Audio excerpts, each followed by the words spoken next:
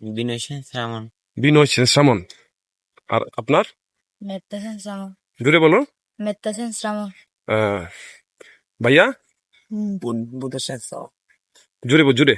বুদ্ধ সেন শ্রাবণ। আচ্ছা আচ্ছা। তো আপনাদের বাসা কোথায়? আমার বাসালে চকরিয়া হারবাং। চকরিয়া। আপনার? রাঙামাটি। রাঙামাটিতে না? হ্যাঁ। আপনার? রাঙ্গামাটি। রাঙ্গামাটি। রাঙামাটিতে। এখানে কতদিন যাবত এখানে আসো? আমি হুম। 1 বছর হচ্ছে এখন। তুমি এখানে 1 বছর। তোমার?